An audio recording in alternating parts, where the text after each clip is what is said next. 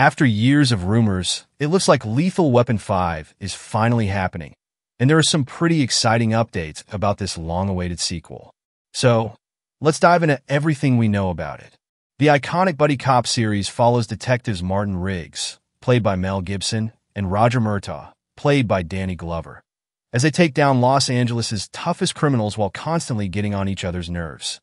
The action was always wild, but the real magic of the franchise was the hilarious chemistry between Glover and Gibson.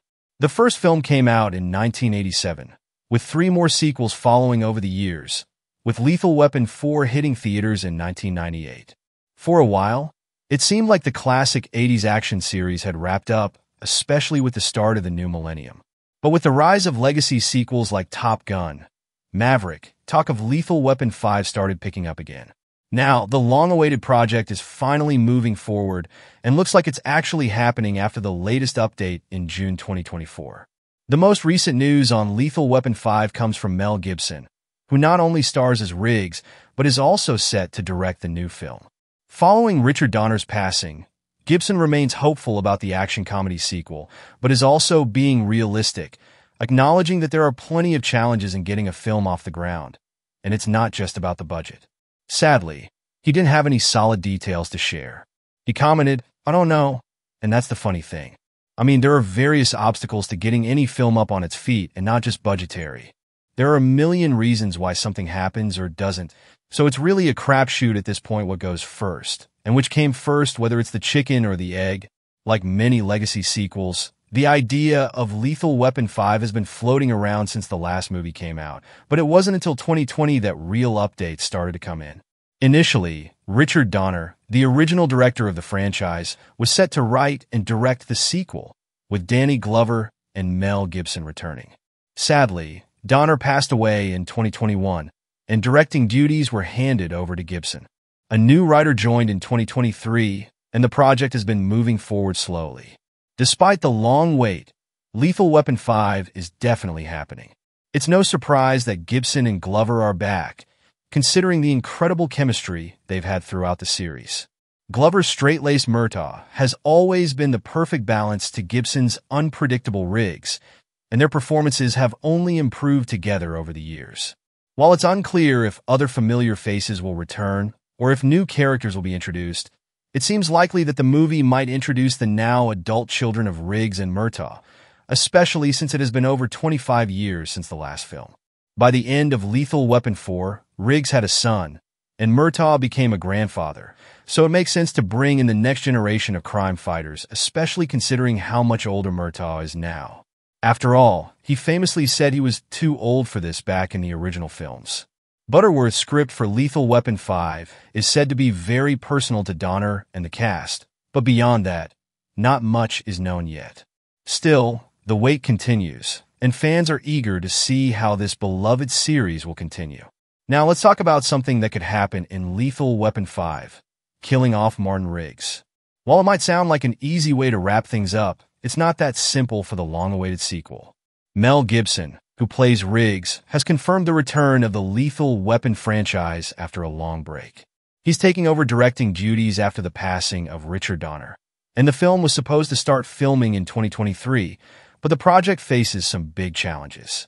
For one, Gibson's past comments, which have been racist, misogynistic, and offensive, have made many people turn away from his work.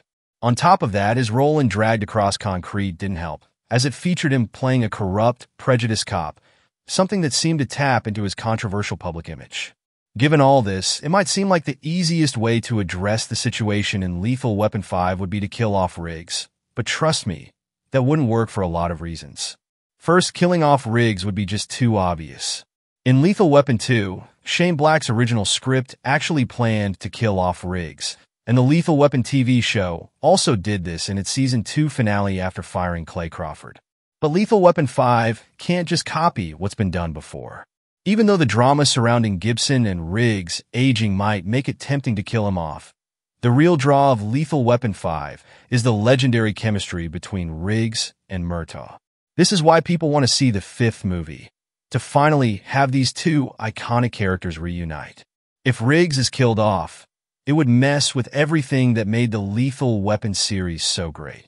There is no Lethal Weapon without both of them, and we saw how the TV show's spin-off struggled when it didn't have the same chemistry. So, a heroic death for Riggs, like we've seen with characters like James Bond, Luke Skywalker, or Iron Man, just wouldn't fit here. On the flip side, killing off Riggs would completely ruin the biggest draw of Lethal Weapon 5. The real reason people want to see another movie is the unbeatable chemistry between Mel Gibson and Danny Glover. That dynamic has always been at the heart of the franchise. Sure, Lethal Weapon 2 could have killed off Gibson's character, and the series might have still carried on without him, but that was back when the franchise was at its peak in the late 80s. Since then, the Lethal Weapon TV show was canceled, and the later films like Lethal Weapon 3 and 4 didn't exactly live up to expectations, with the series' reputation a bit tarnished. Lethal Weapon 5 really needs both of the original stars to win back audiences and make it feel like the classic action comedy we remember. And let's not undermine that Lethal Weapon 5 has a lot of room to learn from the mistakes of past 80s franchise reboots. One of the key things it must avoid is the big mistake made by Terminator, Dark Fate. While that movie brought back iconic stars like Hamilton and Arnold Schwarzenegger, it still failed both critically and commercially. The problem was that just reuniting the original cast wasn't enough. They introduced new versions of the old characters in a new timeline, which lost the magic of what made Terminator 2 so great. Lethal Weapon 5 doesn't need to reinvent its characters like that. Riggs and Murtaugh need to stay true to what fans love about them, and the movie must stick to the tone that made the series so special. Another lesson Lethal Weapon 5 can learn is from Rambo, Last Blood. The film was criticized for its tone-deaf portrayal of Mexican villains involved in human trafficking. Lethal Weapon 5 can't afford to fall into similar traps. The film needs to tread carefully when it comes to political issues, especially after the unfortunate portrayal of stereotypes in Lethal Weapon 4. The franchise has a history of addressing serious issues like apartheid in a way that feels relevant today. So, Lethal Weapon 5 should stick to that thoughtful approach rather than resorting to problematic, xenophobic plots. And lastly, Lethal Weapon 5 needs to be wary of falling into the trap that The Predator did. While the movie had action and jokes, it lacked heart and soul, which left audiences not caring about the story.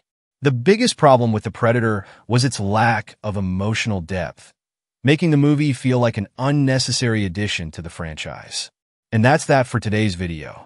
Thanks for watching, and we'll see you in the next one. Your suggestions for future videos are always welcome in the comments below. Don't forget to like, share, and subscribe to stay in the loop, and if you want, you can share your thoughts about this video in the comments.